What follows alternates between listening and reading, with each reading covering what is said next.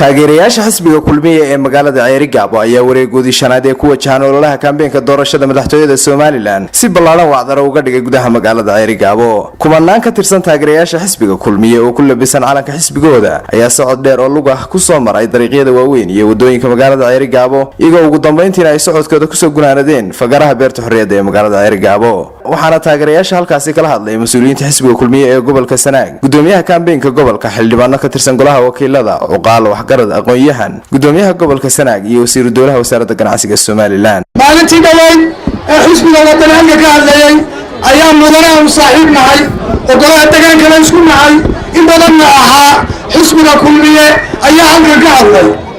waxaan alxamdulillah inuu sheegay golaha kulmiye gaadhay oo ay ka mid tahay wadada Ceerigaabo, oo ay ka mid tahay isbitaalka Ceerigaabo, oo ay ka mid tahay waxbarashada, oo ay ka mid tahay dayaxa iskuulkii dayaxa iyo takadii mayg. intiiba madaxweynuhu wuxuu diray in horumarka uu sameeyay xisbiga kulmiye iyo xukuumadda ka dhalatay. kuwiisiga yahay jiray sabirood kadib bay amaaneen, maantana kuwa muuse caayaya 3 bilood kadib bay amaanayaan. gobolkani wuxuu ku suntan yahay gobolada ugu horeeya xisbiga kulmiye ee muumka ka galo Soomaaliland ee guulaha hore soo hooyay bartii bay taagan yihiin. mar labaad waxay rajaynayaan sidii ay u hanan lahaayeen hoggaanka dalka inuu ku soo noqdo xisbiga kulmiye. insha Allah bismillaahi kariim waxaan rajaynaynaa diyad walba iyo god walba oo cod ka helayno inaan xisbiga kulmiye wuxuu taageero ballaaran ka haystaa dhammaan gobolada Soomaaliland iyo degmooyinka Soomaaliland boqolkiiba 95. waxaan leeyahay taageerayaasha codkeena soo kulmiye maaha soo muuse bixi dooran mayno.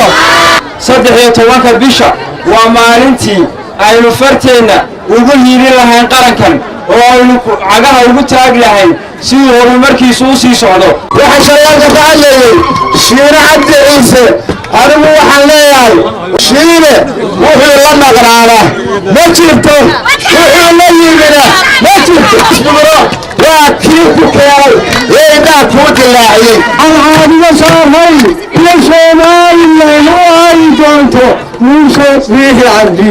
wasiiradu 7 sano la daadihinayay oo xumaanta kulmiyaha sheegi jirin maanta markay ciro barbar taagan yihiin cadaalad darro muuse war miyaan isla yaaban dad ilaaha waxa iyo meelaha nagaga wadayo. barnaamijka xisbiga kulmiye ee marka labaad waa horumarin, marintana waxa kowka gobolka Sanaag. maanta waxa soo maray waxa ku wareegaya gobolka runtii gobolka Sanaag waxa run kara kulmiye uu ka faa'iiday siyaayana khayr badan siiyo ilaahay uu ka faa'iiday waayo waxa ku soo maray ani kama markii joogay Soomaaliya ahay dadkii markan dambe u dhaxay jiray oo banaan loo jiray waan kala garan waayay ma Allaah maanta Ceerigaabo waxaynu haysanaa xisbi aynu soo tijaabinay waxqabadkiisii aragnay waxtarkiisii aragnay. innagoo intaa haysana ma xisbi aynan garanay waxa laala wuxuu qaban doono miyaynu raaci karnaa? waxaynoo ballana inaan kulmiye dooranno, waxaynoo ballana inaan anshaxa ilaalino, waxaynoo ballana inaan nabadda ilaalino. waxaa wanaagsan wax badan miidiya adigoo xukuumadda ka yara dhaliilaya iyo xisbigaba falaska waxaa lagu dhisaa shaabuugaba inuu garanaysaa si ka sii dheereeyo. wax kalena maaha inta dabadda u bixi lahaayo meelaha ka Soomaaliga xisbiga wax ka sheegi lahaa gudihiisa inaan ka sheego wuxuu dhaliilaa ay uga jirto.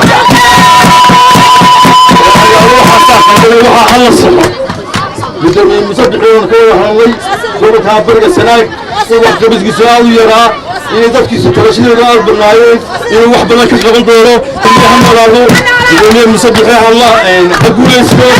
saaxiibkay Mustafa cabdi shiine oo in badan saxaafadda ku wajibnay hal eray baan leeyahay 104 gool cawayneed bal Mustafa awooddaad ku leedahay xisbigaaga ay maaragna tu waxba kama samayn karis waa weyn soo gunahay ilaa daraawiishtii baa dooranaysa xisbigeedu ha guulaysto ha noolaado.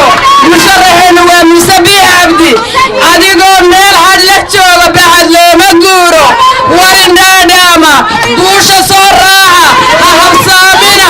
daaweynta maanta xisbiga kulmiye ha guulaysato muuse biixi cabdi hoggaanka dalka ha qabto xisbiga kulmiye si uu horumarkii uu bilaabay u dhammaystiro hoggaanka marlabaad ha qabto waxaynu ku tartamaynaa innigu waxa weeye waa waxqabadka iyo horumarka waa ogsoontihiin gobolka sanaag inuu ahaa gobol gobollada ka dambeeya waxaynu maanta ku tartamaynaa waa waxaynu qabannay oo dhab ah oo la taaban karo xisbiga kulmiye waa xisbi gaamuray waa xisbi qaranka itijaabiyey waa xisbi wax badan qaranka u soo qabtay gobolka sanaag ee magaalada Ceergaabo marka la yiraahdo maanta horanaynu ku jiraa 2010 uu kulmiye halka yimid madaxweyne Axmed Siiraayo cod miyo weydiistay wuu odaynay inuu ilaawin inamana hadran waad aragtaa oo goodoon baynu dalka ka ahay wadada sanaag iyo laamiga wuu arkaynaa horumarka Ceergaabo laga sameeyayna gobolada kale